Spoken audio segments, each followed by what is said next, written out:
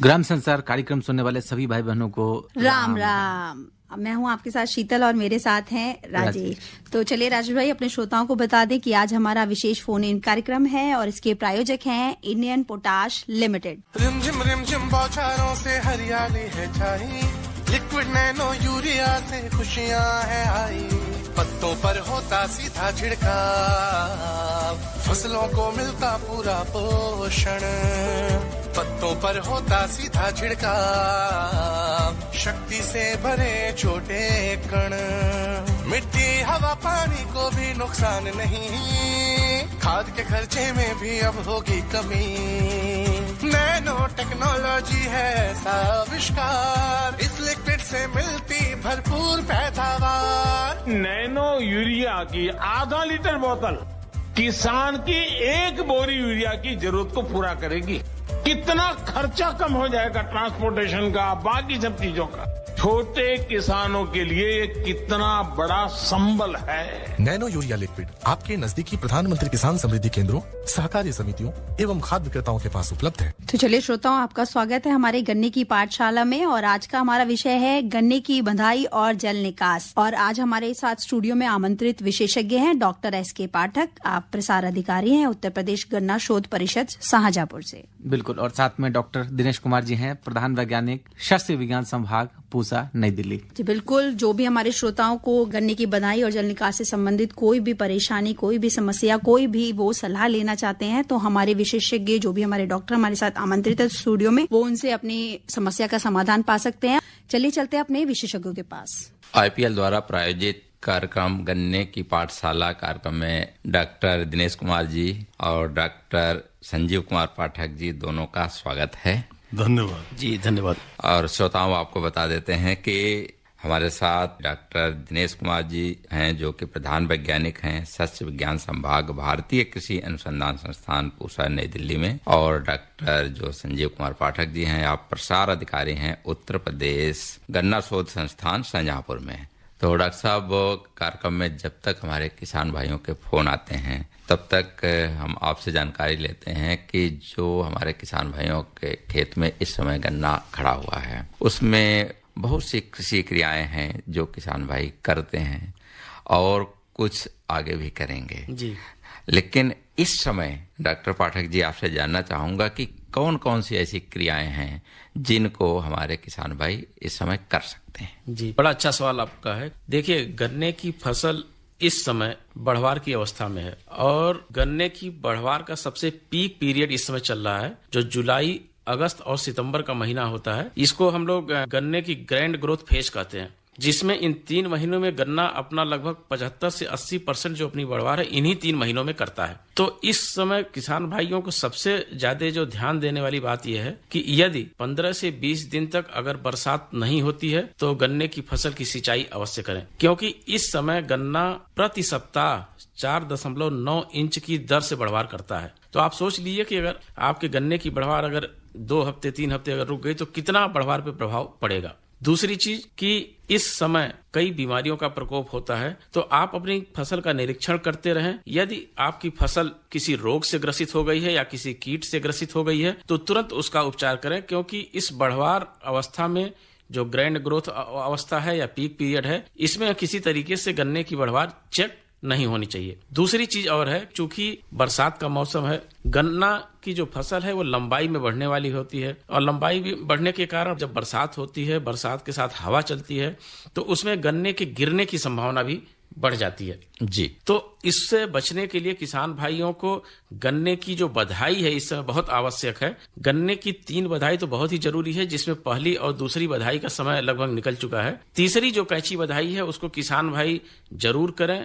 उसके लिए हम किसान भाई गन्ने की एक लाइन के 2 कलम और दूसरी लाइन के 1 कलम को इस तरीके से कैंची नुमा बना करके बधाई करें और इस क्रम को पलटते हुए दूसरी लाइन के 2 कलम और पहली लाइन के 1 कलम, इस तरीके से जब हम बधाई करते हैं तो हमारा गन्ना काफी हद तक गिरने से बच जाता है। और गन्ना गिरने के बहुत से नुकसान है, इस पर हम आगे भी चर्चा करेंगे। जी डॉक्टर साहब, बिल्कुल आपने सही कहा कि इस समय की गन्ना की जो तीसरी बंधाई है उसको करना जरूरी है और पहली और दूसरी बंधाई हमारे किसान भाइयों ने कर ली होगी जी। तो डॉक्टर साहब एक किसान भाई का फोन लेते हैं। हेलो, नमस्कार जी। नमस्कार जी, कौन भाई बोल रहे हैं? मैं बोल रहा जी सिकंदरावली से। क्या सवाल है आपका?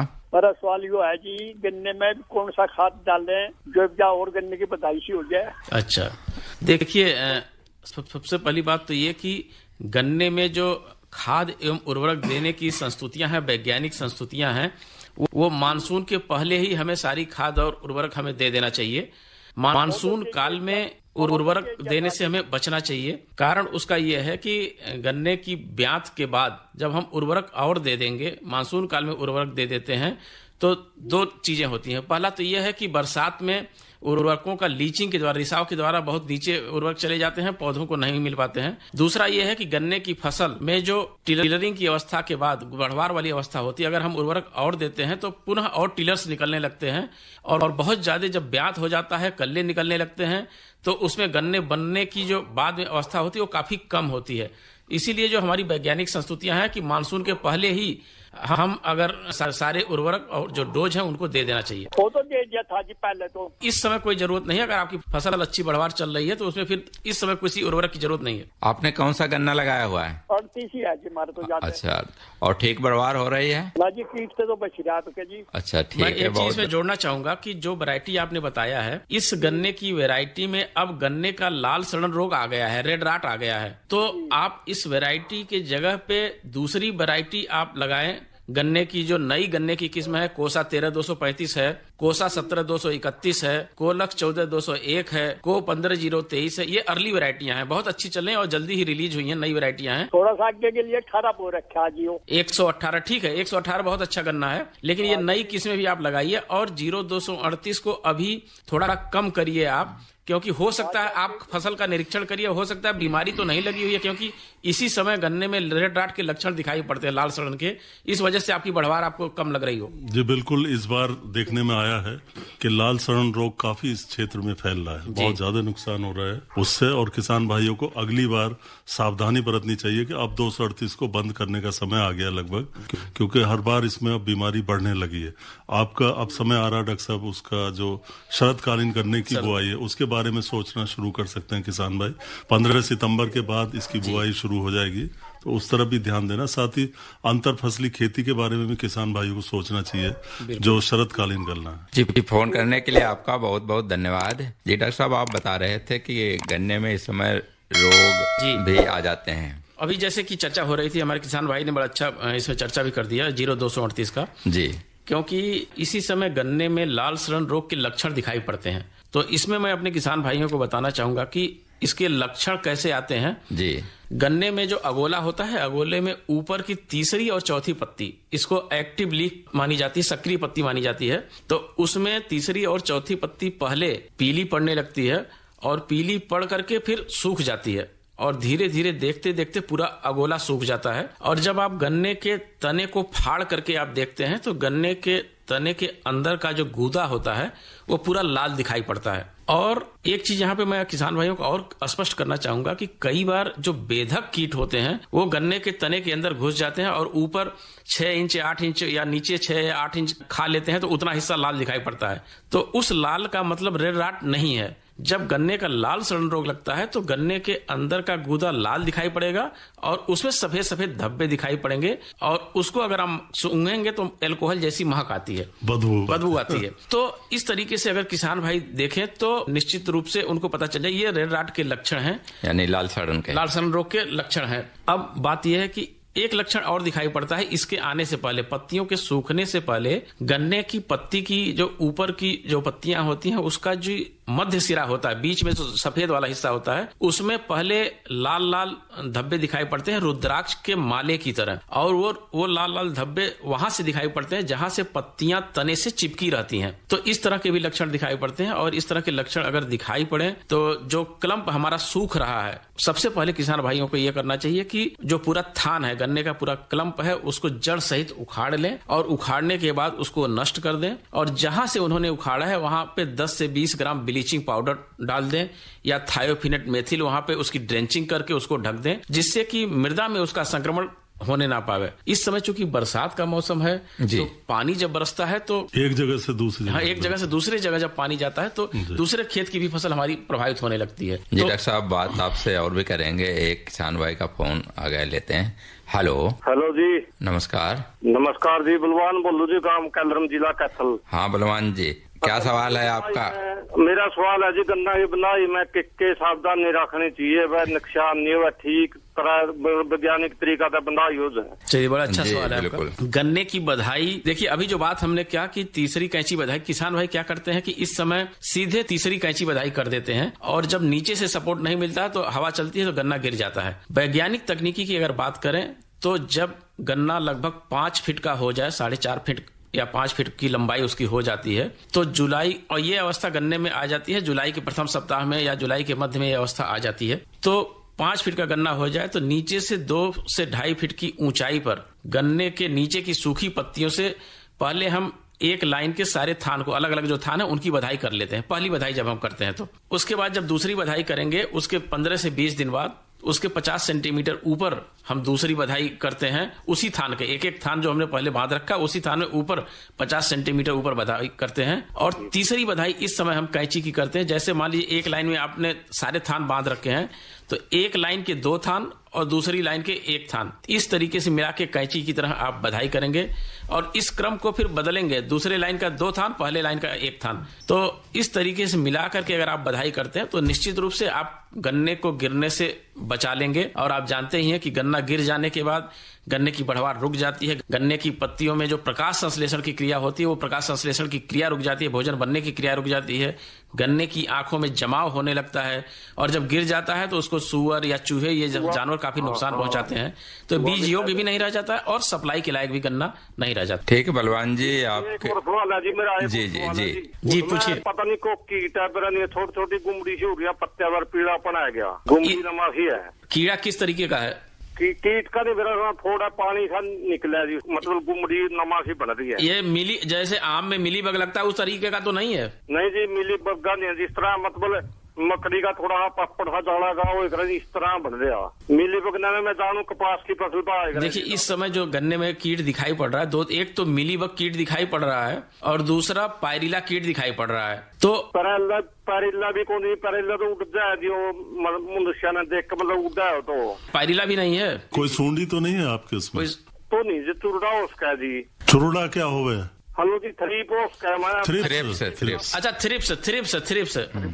आप ऐसा करिए, थ्रिप्स है तो आप प्रोफेनोफास 40% और साइपर 4% इसकी 750 ml मात्रा लेकर के और 800 लीटर पानी में घोल करके प्रति हेक्टेयर, मतलब 2.5 एकड़ की ये डोज है। 2.5 एकड़ में डालो जी, मैं 2.5 एकड़। हाँ, ये डाल करके और स्प्रे कर दीजिए, आपका पूरी तरीके से कंट्रोल हो जाएगा। ठीक है जी, ठीक है। तो डॉक्टर साहब एक बार दवा डालने में ही कंट्रोल हो जाएगा, दोबारा एक बार में कंट्रोल हो जाएगा जी? डॉक्टर साहब, जिस तरीके से हमारे किसान भाई बधाई की बात कर रहे थे, आज हमारा जो विषय है उसमें जल निकास की भी बात है। आपने सिंचाई का जिक्र किया कि सिंचाई इस समय गन्ने की फसल को जरूरी है क्योंकि उसकी बढ़वार होती है, लेकिन कभी कभी कहीं कहीं पे ज्यादा बरसात हो जाती है तो गन्ने में पानी भर जाता है।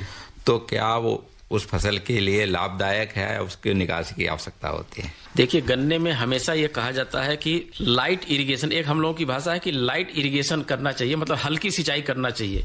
लेकिन सामान्य तौर पे क्या होता है कि हम नाइट इरिगेशन करते हैं, मतलब रात में हमारा ट्यूबवेल या पंपिंग सेट चल जाता है और फिर उसमें पानी भर देते हैं। तो गन्ने को हल्के पानी की जरूरत होती है, तभी हम गन्ने की बढ़वार अच्छी पा सकते हैं। इसलिए बरसात के मौसम में अगर बारिश नहीं होती है 20-25 दिन तो हमें सिंचाई करने की जरूरत है। और अगर ज्यादा पानी आ जाता है खेत में तो जल निकास की समुचित व्यवस्था हो, जिससे कि हमारी जड़ों में श्वसन की क्रिया हो और उसकी बढ़वार अच्छी हो। जी डॉक्टर दिनेश कुमार जी कुछ कहना चाह रहे हैं? हाँ बिल्कुल, मैंने देखा अभी कुछ समय पहले ये रामगंगा नदी जो बिजनौर की तरफ से आती है, मुरादाबाद होती है, आगे चली जाती है। जी, जी, जी। तो इसमें बहुत ज्यादा बाढ़ आई थी। तो बाढ़ आने से क्या दोनों तरफ गन्ने के खेत लगे हुए हैं, उनमें भर गया बहुत ज्यादा, तो उसमें काफी नुकसान हुआ है गन्ने में। और खास करके जो गन्ना पिछाया बोया था किसान भाइयों ने, जिसमें पहले से ब्यात कम था, थोड़ा फसल भी छोटी थी, उसमें बहुत ज्यादा नुकसान हो गया, मट्टी घूम गई गन्ने के ऊपर। लेकिन जो समय से बोया गन्ना था उसमें कम नुकसान हुआ और वो बर्दाश्त भी कर गया बड़ी आसानी से। लेकिन जो पिछाया गन्ना है वो बर्दाश्त नहीं कर पा रहा और कई बार किसान भाई को मैंने देखा है कि वो फसल लगभग नष्ट सी हो गई है। तो ऐसी अगर स्थिति आ गई किसान भाइयों, तो कोशिश करें पानी निकाल लें और उसका जो अगोला बाकी चीज है उसको अपने पशुओं को खिला लें। और अब समय आ रहा है सितंबर अक्टूबर का, आप दोबारा कोई भी दूसरी फसल या गन्ने की फसल उसमें लगा सकते हैं। बिल्कुल जी डॉक्टर साहब, बिल्कुल। किसान भाई हमारे सुन रहे हैं इस समय कार्यक्रम गन्ने की बंधाई और सिंचाई एवं जल निकास, और आज हमारे विशेषज्ञ हैं डॉक्टर संजीव कुमार पाठक, जो कि प्रसार अधिकारी हैं उत्तर प्रदेश गन्ना शोध संस्थान शाहजहांपुर में, और दूसरे विशेषज्ञ हैं डॉक्टर दिनेश कुमार, आप प्रधान वैज्ञानिक हैं शस्य विज्ञान संभाग भारतीय कृषि अनुसंधान संस्थान पूसा नई दिल्ली में। और आज का हमारा ये फोन इन कार्यक्रम है। अगर जो भी हमारे किसान भाई हैं गन्ने की खेती करते हैं या अगर दूसरी भी खेती करते हैं और गन्ने से संबंधित कोई सवाल पूछना चाहते हैं या वो भी गन्ने की खेती करना चाहते हैं, तो निश्चित तौर पे हमारे विशेषज्ञों से फोन करके अपनी समस्या का समाधान पा सकते हैं। और हमारे फोन नंबर हैं 23 42 10 82 और दूसरा फोन नंबर है 23 42 10 83। और जो हमारे किसान भाई मोबाइल से फोन करते हैं तो दिल्ली का STD कोड 011 अवश्य लगाएं। और डॉक्टर साहब, जिस तरीके से हमने किसान भाइयों से रिक्वेस्ट की, तो एक किसान भाई का फोन आ गया है, उसको लेते हैं। हेलो। हाँ डॉक्टर साहब नमस्कार। नमस्कार जी। मैं राम कुमार नाम का किसान बोल रहा जी, जिला बागपत से। जी राम कुमार जी, क्या सवाल है आपका? हमारा सवाल ये है जी, हमें कुछ सामान्य की प्रजाति नहीं निकली शाहजहांपुर से गन्ने की।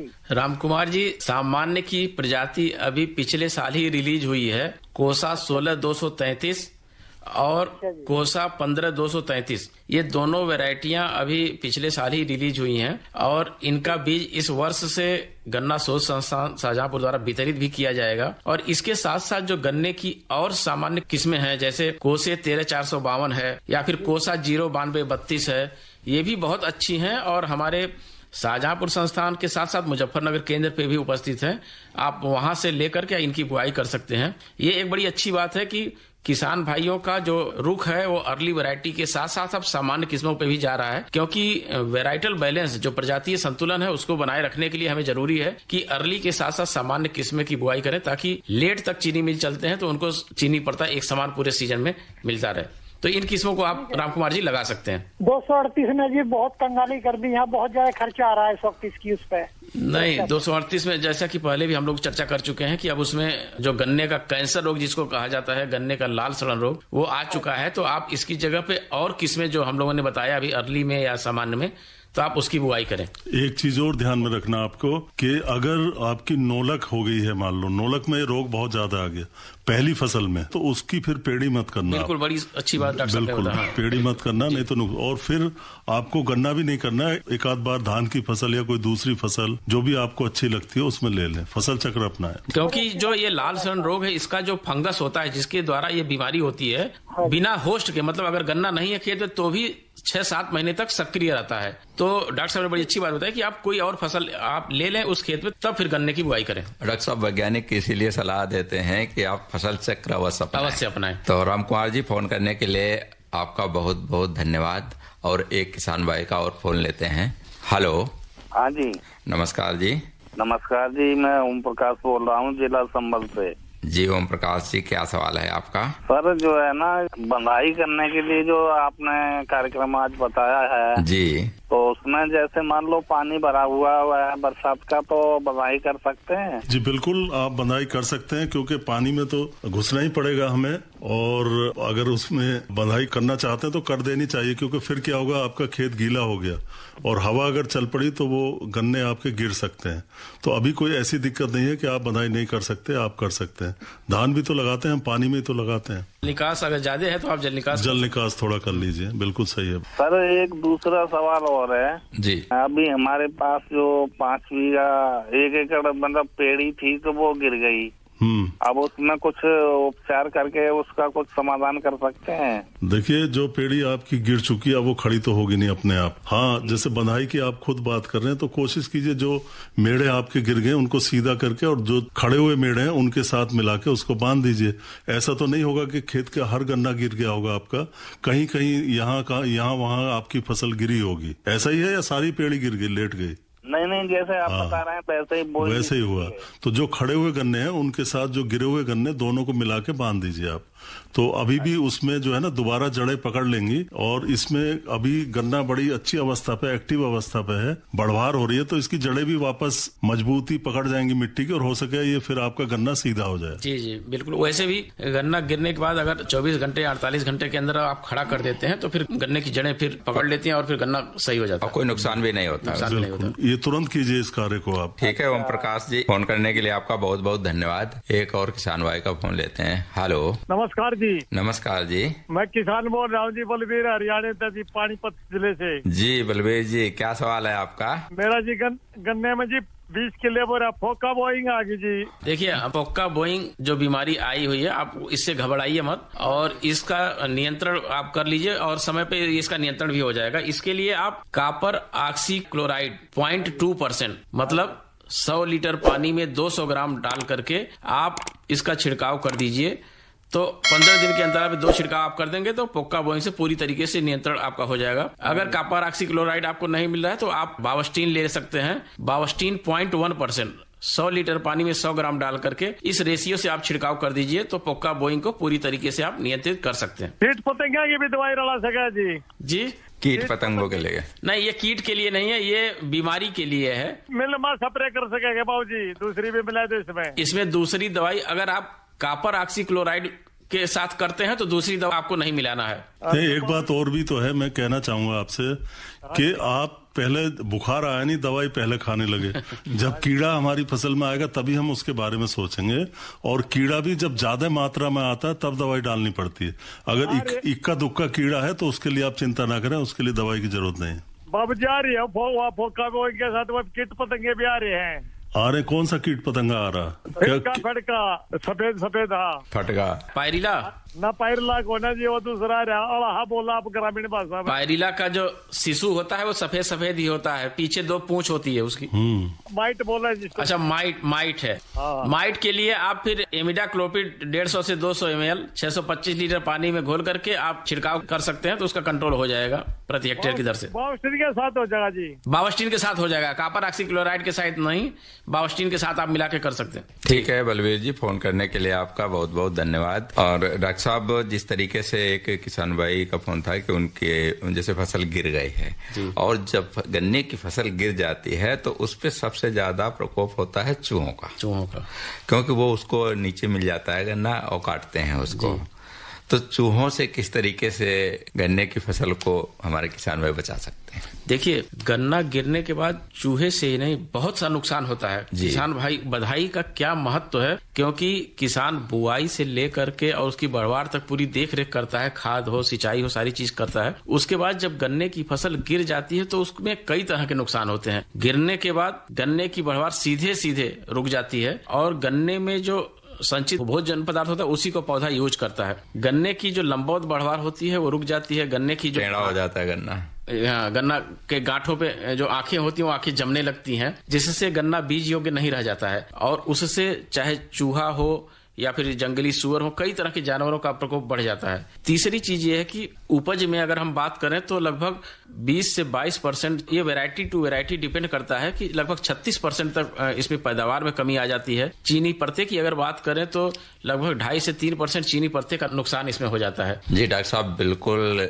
गन्ना गिरने से उसमें काफी नुकसान होते हैं, और इसके अलावा क्या क्या नुकसान होते हैं उन पर भी आपसे बातचीत करेंगे। तो डॉक्टर साहब, हम बात कर रहे थे गन्ने में सिंचाई और उसके जल निकास की बात, और उसके साथ साथ बंधाई की भी, लेकिन हमारे बहुत से किसान भाइयों के फोन आए हैं तो वो कीट और बीमारियों की भी बात कर रहे हैं। तो डॉक्टर साहब, एक बीमारी का किसान भाई ने जिक्र किया था कि पोका बोइंग, तो ये बीमारी है, इसके साथ साथ एक रेड रॉट। तो इसके लक्षण और कंट्रोल के बारे में थोड़ा सा आप बताइए हमारे किसान भाइयों को। बिल्कुल, क्योंकि अभी तो जो चर्चा हुई रेड रॉट पे, वो ये चर्चा हुई कि हमारी फसल खड़ी है और उसमें अगर ये लाल सड़ बीमारी आ गई तो क्या करना है जी। जैसा कि पहले ही हमने बताया कि ये बीमारी, इसको गन्ने का कैंसर कहा जाता है, और जब ये बीमारी गन्ने में आ जाती है तो ऐसा कोई नियंत्रण नहीं है कि कोई केमिकल नहीं है कि जिसको आप स्प्रे कर दीजिए या डाल दीजिए तो ये बीमारी, इसका नियंत्रण हो जाए। ये बहुत ही महत्वपूर्ण है डॉक्टर साहब बात, क्योंकि मैं भी इधर उधर किसान भाइयों से मिला तो दुकानदार उनको पता नहीं क्या क्या दवाएं दे रहे हैं, अनाप शनाप दे रहे हैं और खर्चा। और क्या वाकई कोई ऐसी दवाई है आपके हिसाब से जो इसको? आज तक कोई रिसर्च में ऐसा नहीं मिला है कि गन्ने में बीमारी रेड रॉट की आ जाए और उसके बाद किसी फंजीसाइड का या किसी भी इंसेक्टिसाइड का किसी केमिकल का स्प्रे कर दीजिए और नियंत्रण हो जाए। तो डॉक्टर साहब, नियंत्रण के लिए क्या करे किसान? बचाव रेड रॉट की बीमारी के लिए प्रबंधन बहुत है, क्योंकि कभी भी हम बात करते हैं तो लाल सड़न रोग के प्रबंधन की बात करते हैं। प्रबंधन में हमें क्या करना है कि बीज का चुनाव सबसे पहली बात आती है। वैरायटी की बात हो गई है, किसान भाइयों को इस वैरायटी को अब छोड़ करके दूसरी जो नई किस्में हैं उनको लगाने की जरूरत है। बीज का चुनाव सही करें। जी डॉक्टर साहब, थोड़ा सा माफी चाहूंगा, हमारे किसान भाई का फोन है, उसको लेते हैं। हेलो नमस्कार। नमस्कार जी। तेवतिया गाँव जी तेवतिया जी, कार्यक्रम में स्वागत है। डॉक्टर साहब, आपने जो कैंची की बधाई के बारे में बताया कि दूसरे खूर को कैंची की बधाई से बांधना उचित रहेगा, लेकिन अगर खेत में पानी भर रहा है तो उसकी जड़ बांधते समय और जो उसकी नीचे की पत्ती है वो गल रही है, तो उसके जल निकासी प्रबंधन में हमें क्या विशेष प्रयोग करें जिससे कि वो बधाई सही हो सके, वो दोबारा से। हाँ तेवतिया साहब, पहले तो ये देखना होगा कि पानी कितना भरा हुआ। ये जो गन्ने की सबसे महत्वपूर्ण क्रिया होती है, एक होती है जो गूल बनाना। किसान भाइयों को पहले ही सलाह दी जाती है कि आप अप्रैल मई के महीने में जब आखिरी खुदाई करते हो तब उस समय आप जो है वो एक उसमें मिट्टी चढ़ाना, एक तरह से दोनों तरफ मिट्टी चढ़ा देते हैं। अगर मिट्टी चढ़ाई होगी तो गूल में अगर थोड़ा बहुत पानी भी खड़ा है तो उससे गन्ने को नुकसान नहीं होगा। अगर गूल में पानी है और गूल बनी हुई है तो निकालना भी उसमें बड़ा आसान होता है। अब ये देखना आपको कि पानी कितना है। अगर थोड़ा बहुत पानी है और गूल भी बनी है तो आपका गन्ने का जो जड़ है वो नहीं हिलेगी, ना उखड़ेगी। अब इसमें अगर कुछ आगे आपका प्रश्न हो तो आप बताइए। डॉक्टर साहब, जो ये आप कर रहे थे जी, बाजार में पता नहीं क्या क्या चीज देख रहे हैं। हाँ, और इसके ऊपर जो वो सफेद चिपचिपा पदार्थ है, उतना गन्ने में फैलता चले जाएगा उतना ही वो सूखता चले जाएगा। हाँ, इस समय मैं बताऊं आपको कि इस समय जो एक मिलीबग कीट का प्रकोप लग रहा है, बहुत चिपचिपा पदार्थ बन जाता है गन्ने के पत्तियों पे और उसके तने पे, तो मिलीबग का प्रकोप होता है। और जब ये कीट लग जाता है गन्ने में, अच्छा ये पैच में लगता है, जैसे 1 एकड़ का खेत है तो कहीं बीच में एक जगह लगेगा, फिर कोने पे लगेगा, तो पैचेज में लगता है। तो जब ये कीट का प्रकोप लग जाता है उसे, तब हमें लगता है कि कोने की फसल हमारी दब रही है, तो वो मिलीबग कीट का प्रकोप है। और मिलीबग कीट के प्रकोप के लिए आप इंसेक्टिसाइड, 2 इंसेक्टिसाइड हैं, दोनों में से किसी का आप प्रयोग कर सकते हैं। और इस तरीके से आप प्रयोग कर, चूंकि गन्ने की फसल बढ़ चुकी है, काफी बढ़वार हो गई है, तो सामान्य स्प्रेयर से नहीं किया जा सकता है। ट्रैक्टर माउंटेड इस पावर स्प्रेयर से ही इस समय छिड़काव किया जा सकता है। पहचान भी जरूरी है मिलीबग की। हाँ, क्योंकि रंग जो है इसका मेरे ख्याल से सलेटी रंग होता है, कुछ इस तरह का सलेटी रंग का गुलाबीपन लिए हुए होता है, गोल सा होता है। ये मिलीबग कीट जो है गोल होता है। और जो गन्ने की पत्ती है और पत्ती का वो हिस्सा जो गन्ने के तने से चिपका होता है, जिसको हम लोग पत्र कंचुक कहते हैं, इन दोनों के बीच में ही वहां रह करके और ये रस चूसता है, लीफ सीड्स का रस चूसता है और तने से भी रस चूसता है। तो अगर आप दवा जब डालें तो मेरा ये कहना है कि ऊपर इस तरीके से डालें कि दवा अंदर चली जाए, जिससे कि वो कीट मर जाए। तो डॉक्टर साहब, दवा का नाम आपने? हाँ, दवा प्रोफेनोफास 40% प्लस साइपर 4% की 750 ml मात्रा को लेकर के 800 लीटर पानी में घोल बना करके आप छिड़काव कर दें प्रति हेक्टेयर की दर से, तो ये कंट्रोल हो जाएगा। नहीं तो इमिडाक्लोपिड 150 से 200 ml 625 लीटर पानी में घोल बना करके आप प्रति हेक्टेयर की दर से छिड़काव करके इसको नियंत्रित कर सकते हैं। ठीक है तेवतिया जी, फोन करने के लिए आपका बहुत बहुत धन्यवाद। और दूसरे किसान भाई को फोन लेते हैं। हेलो जी, हेलो। जिला मुझे फतेहगढ़ में पड़े, का नाम है धर्मपाल जी। धर्मपाल जी, क्या सवाल है आपका? सवाल ये है जी, जैसा ये दबदबर बन लिया जी, उसके ऊपर कुछ चोटी सुक्कड़ का रोग है ईख में। गन्ने में रोग है? हाँ जी, चोटी सुक्कड़ का रोग है। अच्छा, चोटी सूख रही है। हाँ जी। अच्छा, वैरायटी कौन है ये बताइए? ये हरी 38 है।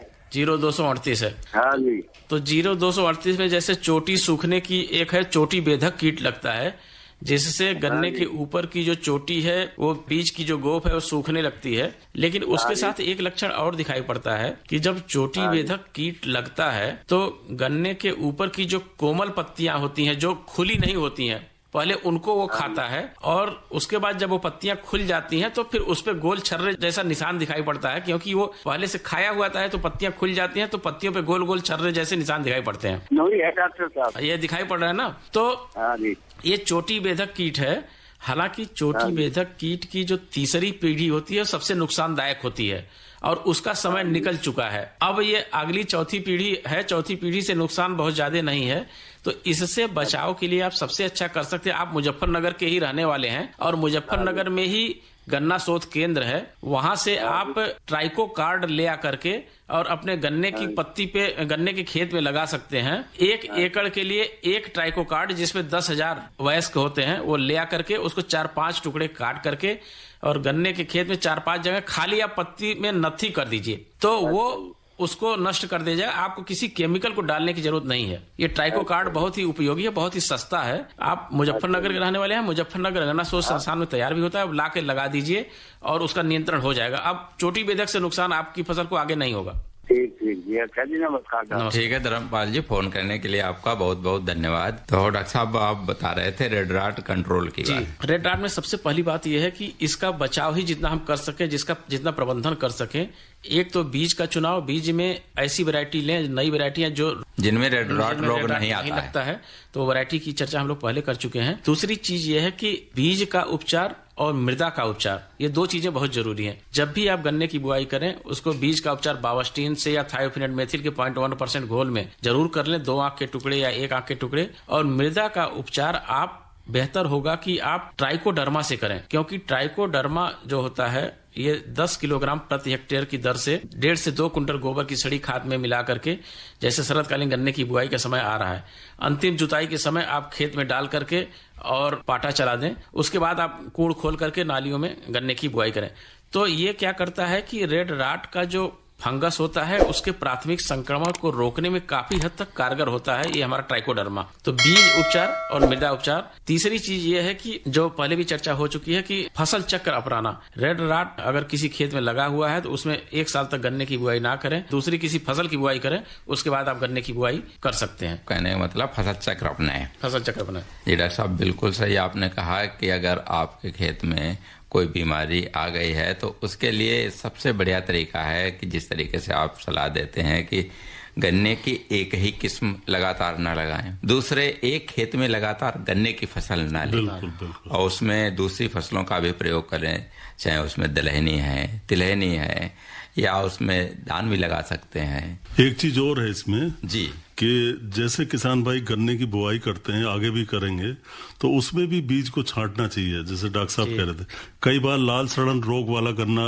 किसान भाई आम भाषा में काना गन्ना उसको कहते हैं, उस तरह के गन्ने को वो निकाल दें, बिल्कुल निकाल दें, बीज का उपचार करें। और डॉक्टर साहब आजकल तो भाप से भी सुना है बीज का उपचार कुछ होता है। वो MHAT प्लांट में भी जो तमाम चीनी मिले हैं वो हॉट वाटर ट्रीटमेंट यूज कर रही हैं। मॉइस्ट MHAT प्लांट में भी ट्रीटमेंट की, उसमें 54 डिग्री सेंटीग्रेड पे 2 घंटे तक अगर हम बीज के टुकड़े को उपचारित कर दें तो इस बीमारी को हम काफी हद तक कंट्रोल कर सकते हैं। मतलब ये हुआ कि हमें जो है किसान भाइयों को फैक्ट्री में जाके पता करना चाहिए कि क्या हॉट वाटर ट्रीटमेंट गर्म पानी से उसका उपचार हो सकता है, तो वो भी करा सकते हैं। फिर आपको बीज उपचार करने की जरूरत नहीं रहेगी, दवाई डालने की जरूरत नहीं रहेगी। एक चीज और मैं ऐड करना चाहूंगा कि एक सेट ट्रीटमेंट डिवाइस आ गई है जी। किसान भाइयों को ऐसी स्थिति में ये करना चाहिए कि बीज का खेत अपना अलग हो, तो सेट ट्रीटमेंट डिवाइस ये कोयम्बटूर संस्थान द्वारा अभी डेवलप की गई है। इसमें 2-2 आंख के टुकड़े काट करके और 5 मिनट में लगभग 50 किलो बीज तक उपचारित कर सकते हैं। छोटा सा वो अपने घर पे भी ला करके उसको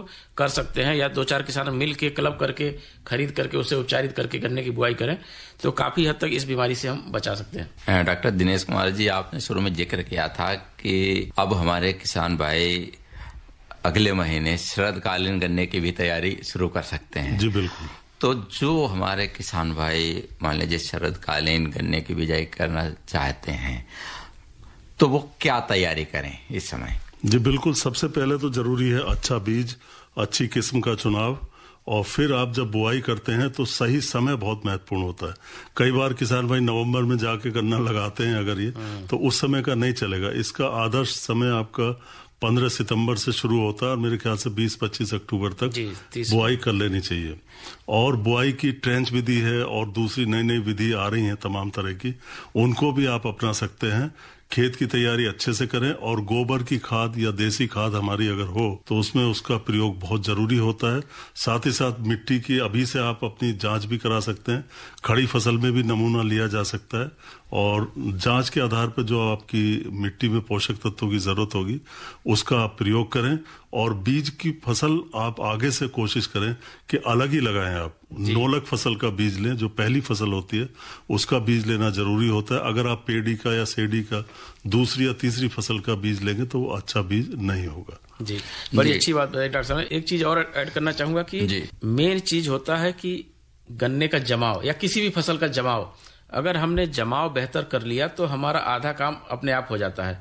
और गन्ने में एक चीज ये है कि हम पौधे के साथ साथ पेड़ी फसल भी लेते हैं, तो अगर हमारा जमाव बेहतर हो जाता है तो उसके साथ साथ हमारी पौधे की फसल तो अच्छी होती है, साथ साथ पेड़ी की भी फसल हमारी और अच्छी हो जाती है। तो जमाव बेहतर हो इसलिए बीज उपचार, मृदा उपचार, ये दो चीजें, और सॉइल मृदा में नमी, ये तीन चीजों का अगर हम ध्यान रखेंगे तो जमाव बहुत बेहतर पा सकते हैं। और जैसा कि अभी डॉक्टर साहब ने बताया ट्रेंच विधि से हम गन्ने की बुआई करके जहां सामान्य विधि में हम केवल 40-45% जमाव प्राप्त करते हैं, इसमें 60 से 70%, 75% तक जमाव प्राप्त करके हम अच्छी उपज ले सकते हैं। और शरद काल गन्ने की किसान भाई जब भी बुआई करें तो उसमें गन्ने की दो लाइनों के बीच में ट्रेंच विधि से अगर गन्ने की बुआई करते हैं तो 120 सेंटीमीटर बुआई करते हैं, तो आप 120 सेंटीमीटर के बीच में 2 लाइन आलू की ले सकते हैं, 4 लाइन लहसुन की ले सकते हैं, मटर की ले सकते हैं, हरी मटर जो है उसकी आप ले सकते हैं।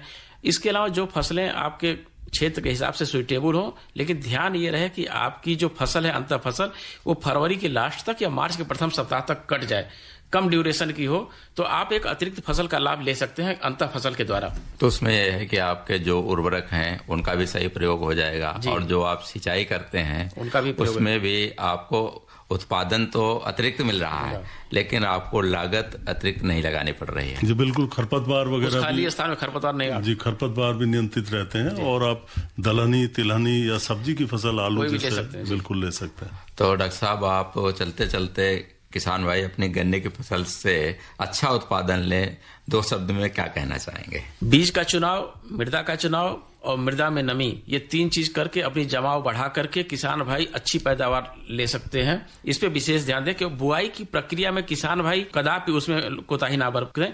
बुआई की प्रक्रिया को विधिवत करके आप जमाव बेहतर करके पैदावार बेहतर ले सकते हैं। जी बिल्कुल डॉक्टर साहब, डॉक्टर संजीव कुमार पाठक जी और डॉक्टर दिनेश कुमार जी, आप दोनों आए, किसान भाइयों के सवालों के जवाब दिए और जो किसान भाई सुन रहे थे उनके लिए बहुत अच्छी जानकारी दी। आपका बहुत बहुत धन्यवाद। जी धन्यवाद। तो श्रोताओं, ये हमारा गन्ने की पाठशाला विशेष फोन इन प्रायोजित कार्यक्रम था और इसके प्रायोजक थे इंडियन पोटाश लिमिटेड। रिमझिम बौछारों से हरियाली है छाई, लिक्विड नैनो यूरिया से खुशियाँ है आई, पत्तों पर होता सीधा छिड़काव, फसलों को मिलता पूरा पोषण, पत्तों पर होता सीधा छिड़काव, शक्ति से भरे छोटे कण, मिट्टी हवा पानी को भी नुकसान नहीं, खाद के खर्चे में भी अब होगी कमी, नैनो टेक्नोलॉजी है आविष्कार, इस लिक्विड से मिलती भरपूर पैदावार। नैनो यूरिया की आधा लीटर बोतल किसान की 1 बोरी यूरिया की जरूरत को पूरा करेगी। कितना खर्चा कम हो जाएगा ट्रांसपोर्टेशन का, बाकी सब चीजों का। छोटे किसानों के लिए ये कितना बड़ा संबल है। नैनो यूरिया लिक्विड आपके नजदीकी प्रधानमंत्री किसान समृद्धि केंद्रों, सहकारी समितियों एवं खाद्य विक्रेताओं के पास उपलब्ध है। तो आज का ये कार्यक्रम यहीं तक। कार्यक्रम सुनने वाले सभी भाई बहनों को राम राम।